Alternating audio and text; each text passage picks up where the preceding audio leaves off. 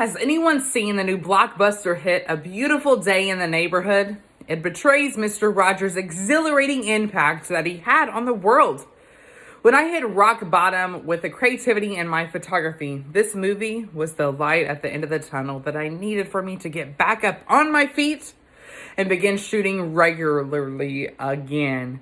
Mr. Rogers, on many occasions in the films, takes photographs with people along his day-to-day life. When he met people on set, he would say, "Can I take your picture?"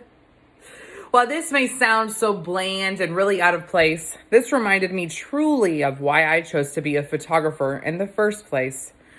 Photography gives us the ability to pause and really see how humanity is living and feeling in that moment. We live such fast-paced lives in today's society with the overhaul of technology and applications that are racing to be in the palm of our hands. As an aspiring photographer and seeing this world, I knew I had to make an impact. Me and my grandmother have such a strong bond when it comes to photographs. I would spend time at her house just to talk about how life was back in the day, as she would say. By doing this, she was growing seeds into what I needed to do to make the world a better place. Yes, we have iPhones that can take high-resolution images with now a 3-camera array. But when another person outside of your perspective is taking that image, there is so much more meaning. While almost every human being on the planet has a camera in the palm of their hand, I would like to share my perspective on the world of photography, even in the 21st century. We will begin talking about the photography culture, my go-to camera, and why it is so important to me. You are all probably saying, why would anyone really care that much about photographers and their lives? Let me see if I can change your mind as we dive into my life and a few of my fellow creative friends. There are so many different types of photography. I have had experience with many variations, such as portrait, wedding, journalistic, sports, landscape, and just about everything else. By far, my favorite would have to be weddings. I know I am a rare type. Fellow photographer friends will think I am nuts when I tell them that. It is a chore, for sure. I see so many people on all of my social feeds with terrible wedding photographs. Every time I see one, I always feel the need to critique the heck out of it. I see people that take a photo on their phone of the other photo and post it. I see some all fuzzed out and super low resolution. I see people's eyes closed. You get the point. To say the least, I have seen very few friends of mine have wedding photographs that they are proud of and appreciative of. When I started shooting for the first few weddings, I saw all of my clients overjoyed and thrilled that I was there. It was daunting, to say the least. I thought of myself as just the photographer.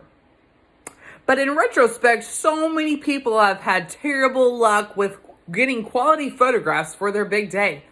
My next favorite would have to be portraits. Yes, every teenager knows how to take selfies, but very few photographs that are appealing to other employers and that are presentable. During my junior year of high school, I was on a model representative team for a local photographer. This included me getting a discount on my senior session and other major giveaways.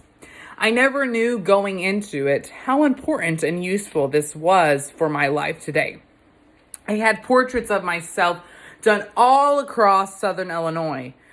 While I have great memories and laughs with my fellow peers on that team, the thing I truly valued the most was those images. Those photographs were great for employers to see who I was in a professional format. It led me to get jobs easier and just be more successful in my day-to-day life.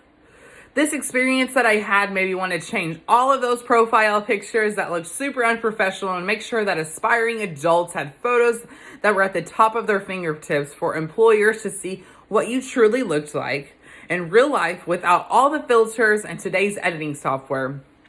Now that I have talked about the importance of photography to me, I would like to share an artifact.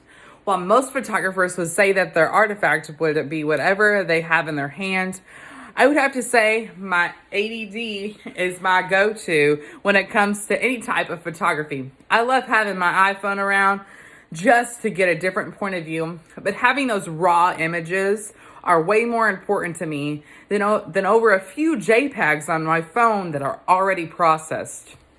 The camera that I use is a Canon 80D. This camera is pretty new. I have had it for a little over 2 months now. The improvement from my previous camera is substantial.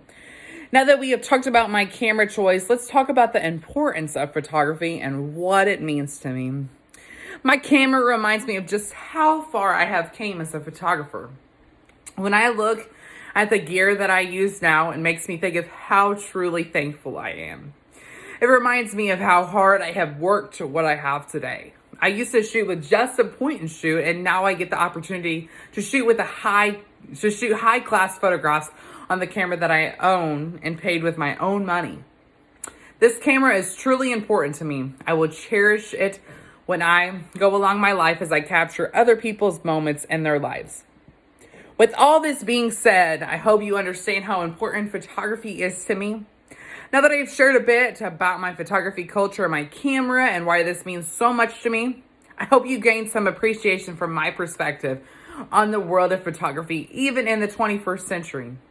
Now, as Fred Rogers would do, take a moment and ask someone, "Can I take your picture?"